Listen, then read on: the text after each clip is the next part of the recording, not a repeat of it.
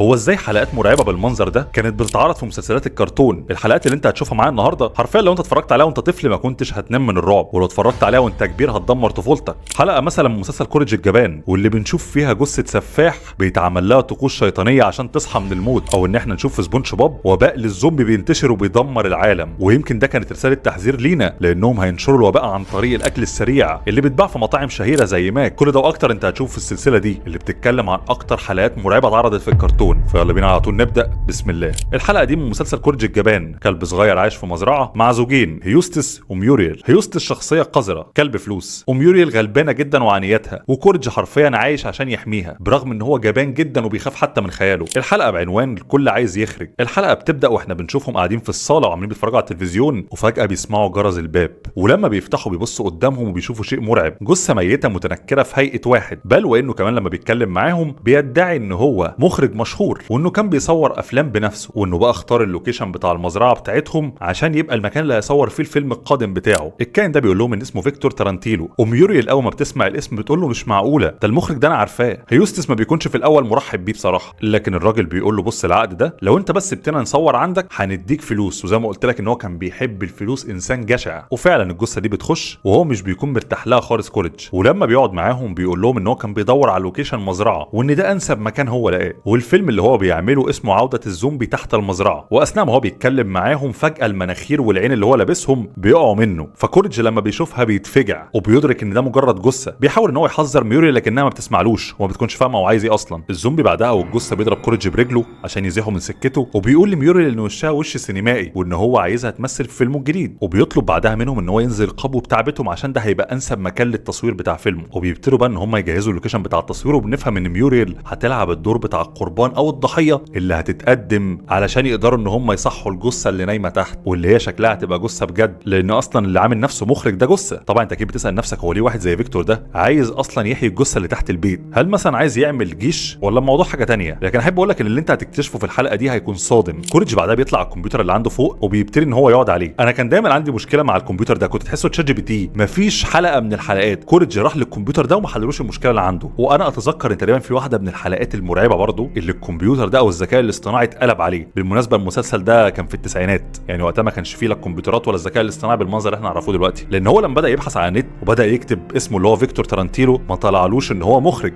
قال له ايوه انا كنت متاكد. الكمبيوتر وقتها قال له انت فرحان على ايه؟ قال له هو صحيح مش مخرج، ولكن الراجل ده كان سفاح، قتل هو وواحد صاحبه 12 ضحيه. صاحبه كان اسمه فان فولكاين، وهما الاثنين كانوا بيشتغلوا فيلم ميكرز او بيصنعوا افلام، وكانوا بيستدرجوا الضحايا بتاعتهم ويقنعوهم ان هم هيعملوا فيلم وبعدين يقتلوهم. انت متخيل ان ده كان محطوط في مسلسل اطفال؟ وحتى انت لو ركزت في المانشيت اللي كان مكتوب كان مكتوب سلاي، يعني بيذبحوا، ودي كانت تقريبا طريقه القتل بتاعتهم. والاثنين اتقبض عليهم واتسجنوا. بنعرف ان فان فولكاين خرج من السجن بعد فتره بحجه حسن السير والسلوك، انما فيكتور تارانتيلو مات. فكوريج بعدها بدا يدور عن فان فولكاين لما خرج من السجن راح فين، فاكتشف ان فان فولكاين خرج من السجن، لكن الراجل ده مش عايش لحد النهارده، الراجل ده مات. فكوريج اطمن، لكن الكمبيوتر قال له ان هو مات واتدفن تحت البيت ده قبل ما يتبنى عليه بيت. وهنا بقى الامور كلها وضحت. من الواضح ان فيكتور تارانتيلو اللي هو الجثه صحى بشكل ما، ودي حاجه ما توضحتش بصراحه في الحلقه، لكن من الواضح ان ال 12 قتيل اللي هم قتلوهم قبل كده كانوا بيستخدموا كضحايا او كقربان او كنوع من الطقوس الشيطانيه اللي تتعمل عشان بعد الموت يبقوا خالدين، ولكن ما يرجعوش في هيئه بني ادمين، يرجعوا في هيئه جثث او زومبي. ومن الواضح ان هو جاي يعمل الطقوس دي هي مع صاحبه، لكنه هيحتاج يضحي ببني ادمه، والبني ادمه دي هتبقى ميوريل. كوريج ساعتها بيجري عليهم وبيحاول يمنع اللي هيحصل، لكن فيكتور بيطلب من هيوستس وبيقول له ارميه جوه الصندوق. وبنشوف هيوستس ان هو خلاص خلص الحفر، وان بقى المكان خلاص جاهز ان هو يحضر الجثه اللي محتاجها، اللي من الواضح ان هي ليها علاقه بالقمر اللي بنشوفه في الوقت ده بيكون بيتعامد مع كوكب تاني. ميوريل بتكون نايمه على الترابيزه ومربطينها. كوريج في الوقت ده بيكون ماسك السكريبت اللي هو بالمناسبه مش سكريبت، دي الطقوس، وبيبتدي ان هو يقرا فيها ويفهم ايه اللي هيحصل. وهنا بيكتشف ان ميوريل هتبقى قربان، فبيبتدي ان هو يعدل في السكريبت ويحطه تاني. وفيكتور بيطلب من هيوستس ان هو يخرج بقى ويقول له هنعمل ايه؟ قال له طب انا هخرج منين ما اعرفش. قال له خلاص خد السكريبت اللي انا سايبه هناك ده مكتوب فيه كل حاجه. وبنشوف اخيرا القمر لما بيتعامد الجثه بتطلع في منظر مرعب، منظر ما ينفعش ان انت تشوفه في مسلسل المفترض انه موجه للاطفال. الحلقه دي حرفيا لما اتفرجت عليها وقتها ما كنتش بنام. الجثه طلعت ووقفت مع فيكتور، واخيرا لم شمل السفاحين حصل، ودلوقتي المفترض ان هم كانوا هياكلوا ميوريل. لكن كوريج بعد ما عدي السكريبت ابتدى هيوستس ان هو يقرا وبدا يقول لهم ان هم الاثنين هينزلوا الحفره. فقالوا انت متاكد ان الكلام ده مكتوب في السكريبت؟ قال له اه. قال له خلاص طالما انا اللي كاتبه يبقى صح. فنزلوا هما الاثنين الحفره، وبسرعه كوريج راح دافن وردم عليهم، وبكده كوريج يكون انقذ ميوريل في اخر لحظه قبل ما تبقى وجبه ليهم هما الاثنين ياكلوها. واظن ده كان هيخلي التحول بتاعهم يكمل، والجثه دي تقدر انها تخرج من المكان. تعامد القمر بيكون انتهى، ومن الواضح ان انتهت معاه اللعنه او الفرصه اللي هم يقدروا بيها ان هم يطلعوا تاني من التراب، وبكده تكون الحلقه انتهت. ولكن كان في كام حاجه ما اتوضحتش. اولا هو فيكتور اصلا قام ازاي؟ هل ده ليه علاقه بال 12 ضحيه اللي هم قتلوهم زمان، ولا في حد تاني هو اللي عمل الطقوس ديت وصحاهم زي ما كان ناوي ان هو يصحي صاحبه عن طريق التضحيه ببني ادمه واحده؟ وكانت الرساله اللي بيحاولوا يوصلوها للاطفال، هل من المنطقي ان انت تعلم الطفل ان هو يخلص على حد عشان يحيي شخص بيحبه؟ دي كانت من اكتر الحالات المرعبه في كوريج الجبان. خلينا بقى نخش على مسلسل تاني، وهو مسلسل سبونج بوب اللي حرفيا مليان طبعا نظريات ما اقولكش. الحلقه دي من سبونج بوب انا بعتبرها واحده من اكتر الحلقات الغريبه، مش هقول مرعبه، ولكن الفكره بتاعتها اصلا انا حاسس ان هي كانت انذار او رساله لحاجه هتحصل في المستقبل، فركز كده في اللي بيحصل. بتبدا الحلقه بسبونج بوب وهو واقف في المطعم وبيعمل 2 سلطع برجر، بيخش عليه مستر سلطع وبياخد الاوردر منه وبينزله، لان واضح ان شفيق ما كانش موجود، او يمكن كان موجود بس كان في ضغط شغل، وانت عارف ان مستر سلطع الجني بيطلع من جيبه مربي دقنه. فلما بينزلوا للزباين اللي كان شكلهم يعني شباب كده